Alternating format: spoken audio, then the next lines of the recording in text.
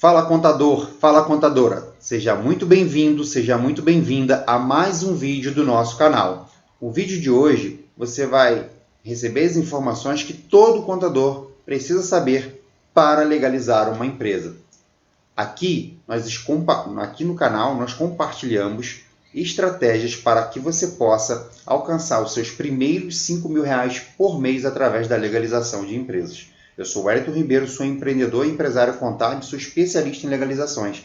O motivo pelo qual você deve assistir esse vídeo é porque o que vai ser falado aqui pode ser determinante para você conseguir chegar nos seus primeiros 5K ou não, porque são informações importantes, são coisas que você pode gerar autoridade junto ao seu cliente ou você pode fazer com que o seu cliente pague valor de taxa errada, você pode gerar prejuízo ao seu cliente se você não tiver esse conhecimento. Então, assim, fica comigo até o final, aqui é o seu lugar, eu estarei aqui compartilhando com vocês tudo o que você precisa para começar a entender como que funciona o processo de abertura de uma empresa. Na verdade, aqui você vai ter aí o pilar da abertura de uma empresa, ali os fundamentos, coisas importantes para você, na negociação com o cliente também, conseguir fechar. E são dúvidas que a gente vai falar aqui com vocês, confusões que às vezes até colegas contadores com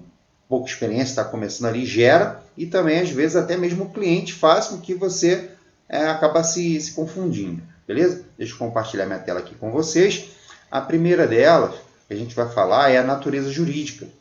A natureza jurídica a gente botou aqui, é um tipo de negócio. E a gente tem algumas confusões. Com relação à natureza jurídica, as pessoas confundem natureza jurídica com porte. Eu vou explicar o que é porte, o que é natureza jurídica. Na verdade, a gente já está falando que natureza jurídica é o tipo de negócio. Mas qual é a confusão mais comum entre as naturezas jurídicas? Antigamente existia a herreria, ela está extinta, não existe mais, né?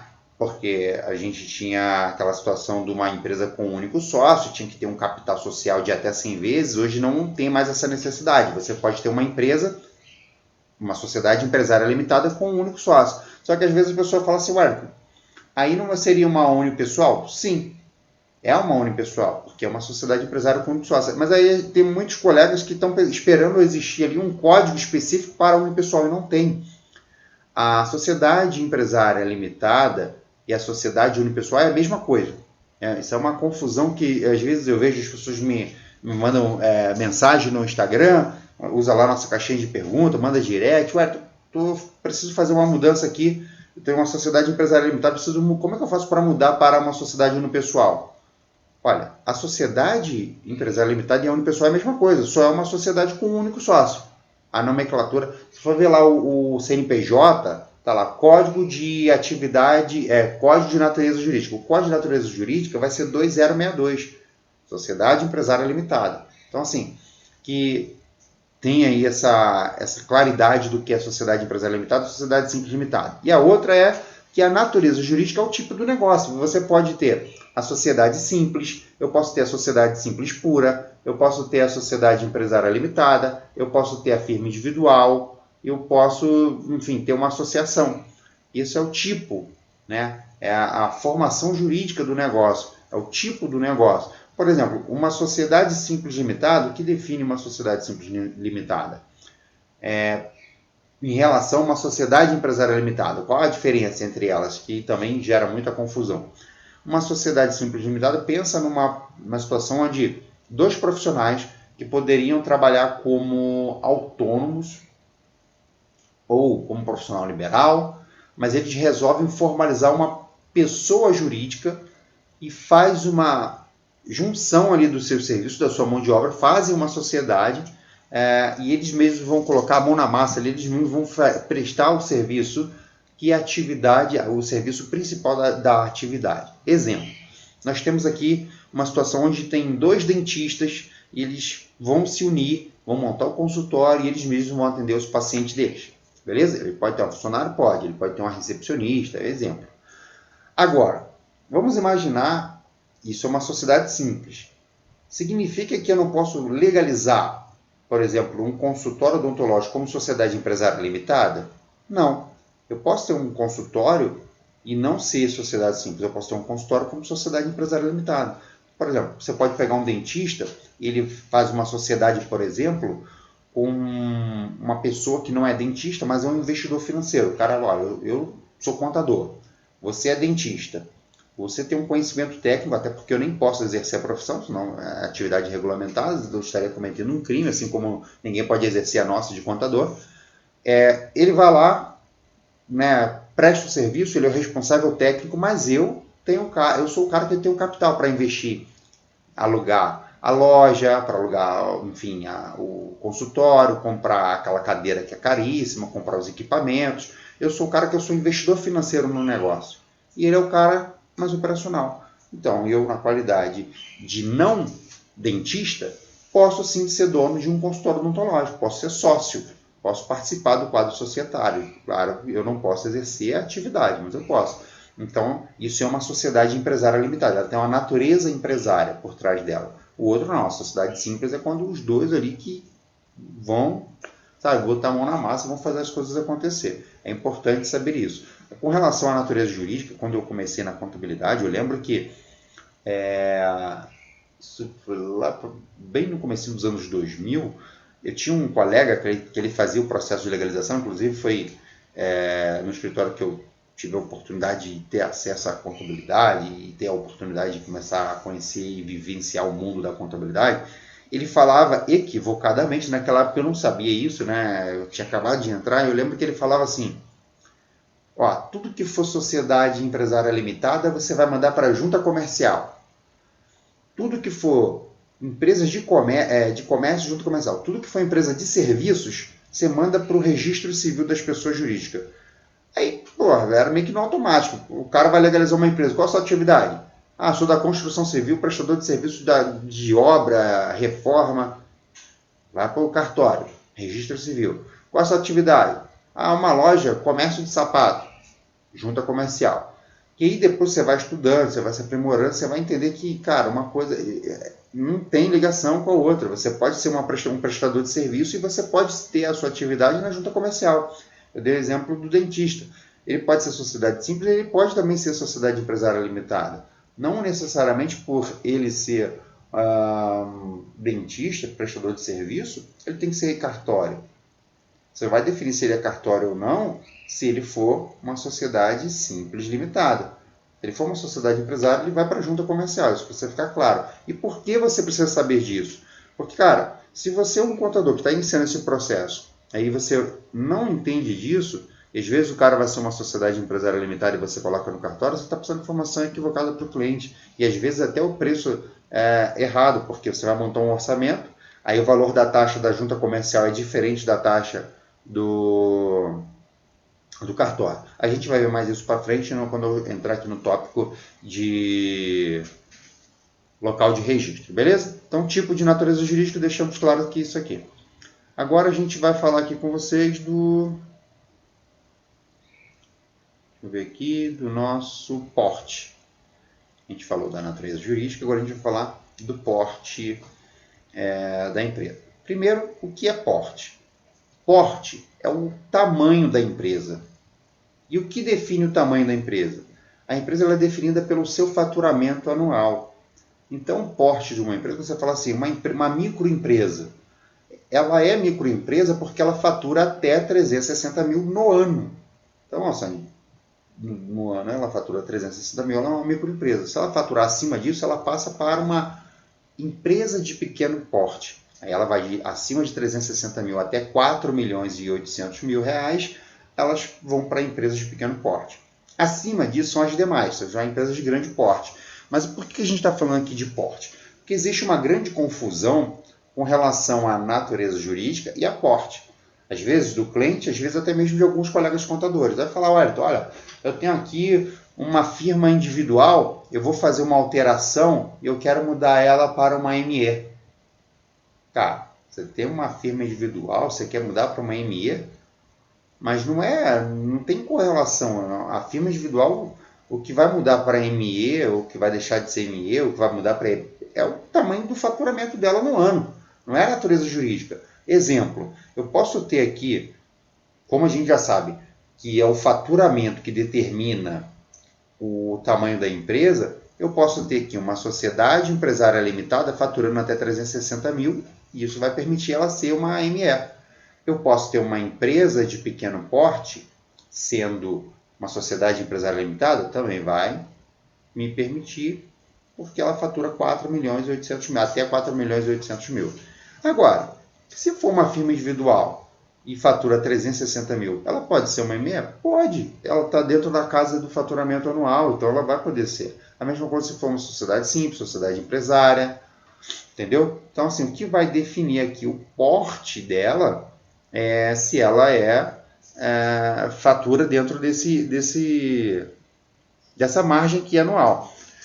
O que não entra aqui para tipos jurídicos que não tem porte? Associações, condomínios. Isso aqui é importante vocês saberem, tá bom? Então, assim, que é para ficar claro aqui, não importa a natureza jurídica, todas as naturezas jurídicas, exceto associações, exceto atividades sem fins lucrativos, sociedade simples, sociedade empresária e firma, todas elas podem ser EPP, ME ou demais. O que vai definir isso é o tamanho dela, e o tamanho dela é definido pelo faturamento. Beleza? Vamos ao próximo tópico, que é o capital. Também é um assunto que parece óbvio, mas às vezes o óbvio precisa ser dito. O capital social, às vezes o próprio cliente tem dúvidas, e às vezes a gente não consegue explicar para o cliente o que é o capital e por que ele tem que especificar para a gente o capital. Então vamos lá. Uma vez eu estava fazendo um processo de legalização de uma empresa, e aí eu falei com o cliente assim, preciso de algumas informações. Dentre as informações eu pedi o valor do capital. Qual foi o valor do investimento do capital? Ele falou para mim, não tem investimento não, porque para abrir uma empresa você não precisa ter capital, você não precisa de dinheiro. Aí eu falei, tá bom. Vamos passar aqui para ele aqui os fundamentos, né, do processo, expliquei para ele, aí, enfim, depois ele entendeu. Uma empresa, quando ela nasce, acabei de legalizar uma empresa, ela não tem faturamento, concorda? Não tem faturamento, ela não faturou nada. Porém, ela tem despesas. E são as despesas iniciais da personalidade jurídica, da pessoa jurídica, não importa a natureza, pode ser sociedade empresária, pode ser sociedade simples, pode ser firma individual, pode ser, enfim, uma série de tipos de natureza jurídica. Mas ela vai ter despesas iniciais. Ela não tem faturamento, mas ela tem despesas. Por exemplo, para legalizar uma empresa, você não tem que pagar as taxas, você não tem que pagar a taxa de alvará, taxa de licenciamento, né? A taxa da junta comercial. Muitas das vezes o cliente alugou uma sala comercial onde ele vai pagar o aluguel, ele já pagou até o cheque calção, ele vai pagar a conta de luz, conta de água, condomínio. Então, assim, da onde que vem esse dinheiro para pagar isso? O sócio pegou do bolso dele e colocou na empresa? Pode até acontecer, mas é errado. Qual é o correto? Correto é, a empresa tem que pagar as despesas da empresa, e ela se paga através do capital, enquanto a empresa não tem faturamento. Então, eu tenho uma empresa que não tem faturamento, até ela ter faturamento, quem cobre a despesa dela é o capital social. Dito isso, vamos para o próximo tópico, que é capital social a integralizar e capital social integralizado. Capital social a integralizar é quando a empresa ela tem um capital, porém os sócios ainda eles não têm ali o total, né? Um dos sócios não tem ali o montante. Vou dar um exemplo. Sócio A, sócio B. Vamos imaginar que o capital é de 40 mil. 20 mil de um, 20 mil do outro. Porém, o sócio A ele já tem os 20 mil, ele colocou os 20 mil lá na empresa. Aplicou lá no capital, no bonitinho. O sócio B ele não tem 20 mil, ele só tem 10. Ele vai colocar 10 e aí no contrato social precisa estar claro, especificado qual é o valor que ele tem a integralizar e qual é o prazo que ele tem para integralizar. Não é, bota aí 10 mil, não tem prazo. Não, tem que ter um prazo. Quando ele vai integralizar esse valor? Então, um cara que ele tem um capital de 40 mil, uma empresa tem um capital de 40 mil, onde um sócio tem 20 e o outro vai ter 20, vamos imaginar que 50% para cada um, o sócio que precisa integralizar, no contrato social vai dizer, olha, ele integralizou 10 mil e vai ficar pendente de integralizar mais 10 mil. Aí você pode colocar, vai ser mais em 10 parcelas de R$1.000. Desde que conste no contrato social, estiver lá, o que está no contrato, que está combinado, não tende a ter problema. Beleza? Então vamos para o próximo tópico. Onde eu devo fazer o registro no processo de abertura? Onde devo registrar o processo de abertura? Isso é uma outra informação que você precisa saber. Lembra lá no começo que eu falei para vocês? Olha, você precisa saber onde que é feito o processo de registro da empresa do seu cliente, que isso pode acelerar o seu processo de você fechar ou não com o cliente. Você pode ali ter uma situação onde você vai aumentar as possibilidades de você fechar com o cliente ou reduzir a possibilidade de você fechar com o cliente. Por quê? Vamos imaginar que o cliente quer legalizar um escritório de advocacia. Aí o cara vai e chega para você, olha, falou de tal, eu sou advogado, quero legalizar meu escritório. Ele te contrata para você fazer isso. E aí você não sabe onde que você dá a entrada nesse processo. Aí você começa a olhar na junta, o Wellington falou que serviço, não falei nada disso, estou falando que aquilo foi o modo errado, tá? Mas o Wellington falou que, olha, eu posso ser como um profissional liberal, o médico, o advogado pode ser um profissional liberal, ele vai lá para o cartório, ou vou para a junta comercial, aí você faz a pesquisa lá nos dois, aí você passa o valor de orçamento para o cara. Só que aí você não sabe que esse processo ele é diferenciado, ele não é nem no cartório, no registro civil das pessoas jurídicas, nem na junta comercial, ele é na OAB. E aí o que isso vai interferir? Que você não sabe o valor da taxa, você passou o valor de taxa errado para o cliente. Quando o valor da taxa não é o valor da junta comercial e nem o valor do registro civil das pessoas jurídicas. Na verdade, o valor é o valor da OAB. Como que você sabe o valor da taxa da OAB? Você vai entrar em contato com a OAB da cidade, da unidade da federação da empresa. Por exemplo, a empresa do Rio de Janeiro. Eu vou entrar lá na OAB do Rio de Janeiro, vou ligar para a OAB e vou saber qual é o valor de taxa para fazer registro de um contrato de um escritório. E aí você vai fazer lá. Aí você vai fazer uma associação, uma igreja. Cara, não é na junta comercial que você vai fazer esse processo, é no cartório de registro civil das pessoas jurídicas. Então você precisa saber fazer isso. Ah, vou fazer uma sociedade empresária limitada. Aí você vai precisar fazer o processo na junta comercial do estado que a empresa está sediada. Tá bom? Agora, com relação a esses tópicos, essas aulas, eu gostaria de saber o seguinte de vocês. Você gostaria de receber o resumo dessa aula? Se você gostaria de receber o resumo dessa aula, um PDF do resumo da aula, você vai lá no Instagram e vai me mandar um direct e vai falar, ué, eu assisti a aula, o que o contador deve fazer para saber, para fazer o processo de legalização, e você vai me pedir. E aí eu vou mandar para você o PDF dessa aula, tá bom? Vou entrar em contato. Agora eu quero dar um outro recadinho para você. Vai acontecer a jornada do Contador 5K. Na jornada do Contador 5K, serão compartilhadas estratégias para qualquer contador faturar mais de R$5.000 através da legalização de empresas.